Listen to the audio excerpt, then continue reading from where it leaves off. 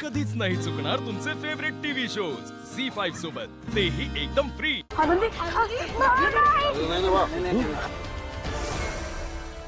अशी कशी गेली तू पुढे? अशी कशी गेली म्हणजे? भावनाने जर नीट लक्ष दिलं असतं ना तर हे घडलंच नसतं। ते तू होता म्हणून तर काय अनर्थ घडला असता आज? बरोबर बोलते सुपर्णा। म्हणजे भावनाचा हात सोडून आनंदी जातेच कशी? अहो नाही, मी हात नाही सोडला त्यांचा। ए, तू ना एक नंबरची अटेन्शन सीकर आहे। तुला असं वाटतं सगळ्यांनी माझ्याकडेच बघत राहावं।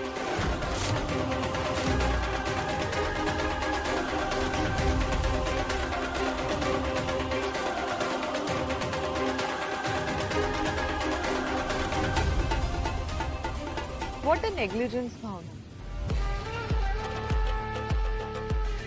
If you're not able to manage your kid properly, just accept it. Big deal.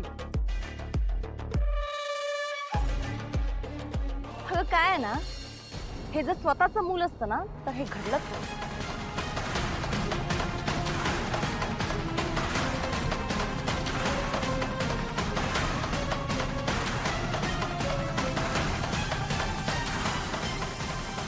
Very true. She is just a caretaker, not a mother.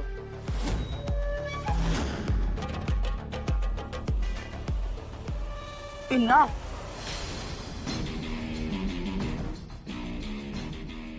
I said enough.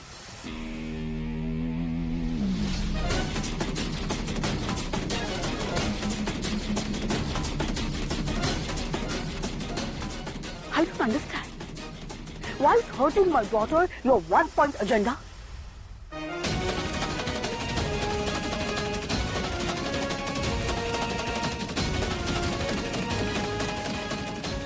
Don't you have anything better to do? I mean, every time you're just trying to grab an opportunity to segue into creating nuisance for my daughter. Why?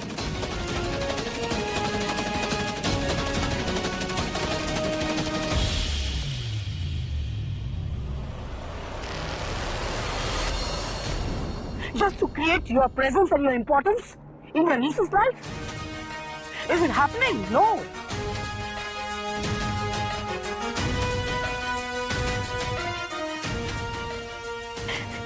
Tell me one incident when your niece has chosen you over my Bhavana. Don't even try. There is none.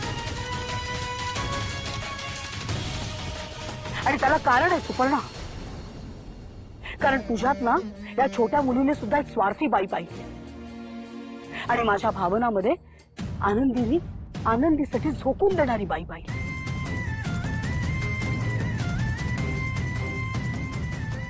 तुला फरक कळतो का?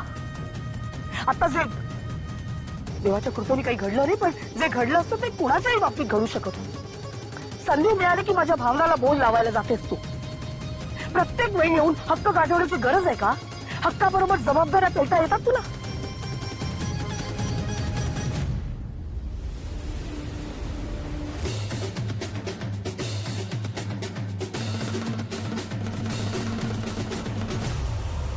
Oval, हक्क आणि जबाबदाऱ्या, हक्क ownership, जबाबदारी responsibility. नुसता हक्क गाजवतेस, जबाबदाऱ्यांचं काय? त्या पेलवणार आहेत तुला? नाही, फार विचार करून उत्तर देऊ नकोस, कारण मला माहिती आहे मी जे बोलतोय ना ते तुला वळत नाहीच आहे। आणि खरं सांगू का, आता या क्षणी मला तुझा कमी राग येतोय, माझ्या लेकीचा जास्त राग येतोय। भावना काय, ही कोण कुठली सुपर्णा येते, प्रत्येक वेळी तुझा अपमान करते, वाटेल ते बोलून जाते, आणि तू काय ऐकत बसतेस का? कशासाठी? हिला 4 इंग्रजी शब्द येतात, तुला येत नाही? तुला शाळेत पाठवलं नाही आम्ही? जे भाषेचं जाऊ दे, परखडपणे मत मांडायला आम्ही नाही शिकवलं का तुला? स्वतःसाठी कधी उभी राहणार तू? अगं आम्ही तुला सांगितलंय की संयमाने वाग, सहनशील राहा, पण त्या सहनशीलतेला पण एक मर्यादा असते, एक हद्द असते। या सुपर्णासारख्या मुलींना जर वेळीच नाही थांबवलं ना तर यांचं फावतं ग। आणि आता हे तुझ्यासाठी नाही, आनंदीसाठी महत्वाचं आहे। तुझी लेक तुला जसं वागताना बोलताना बघणार आहे ना, तसंच मोठं झाल्यावर ती वागणार आहे। तुला चालणार आहे उद्या आनंदी मोठी झाल्यावर अशी या समाजात बुजऱ्यासारखी वागली तर? कोणी यावं तिला वाटतं ते बोलावं चालणार आहे तुला?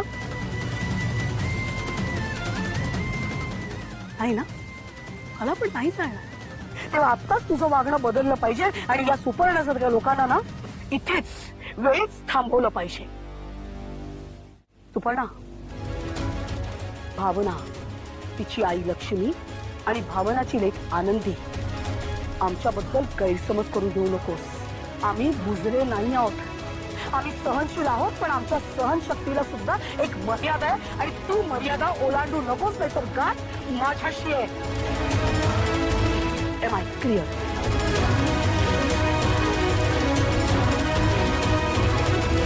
मी काय म्हणतो लक्ष्मीबाई, शांत शांत शांत.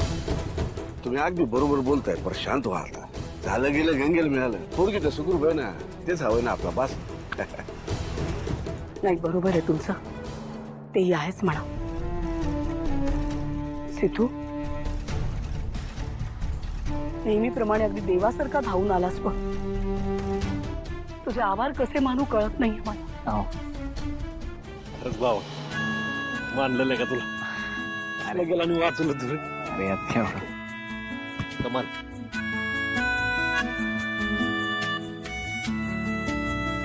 आता हा नारळ करेक्ट डोक्यात फोडते.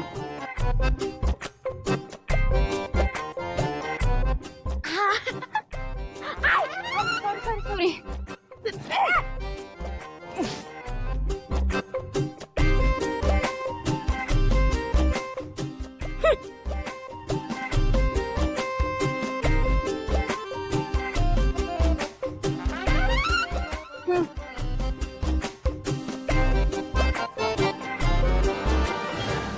बर चला आता, अजून प्रदक्षिणा घालायच्या आहेत. अहो ते बायकांना आपल्याला फक्त बॉम्बा मारायचे आहेत काय? चला जाऊया बापू, चला. हा. जानू, हे बुम्मा मारणं काय असतं? बोंबा मारणं कळेलच आता.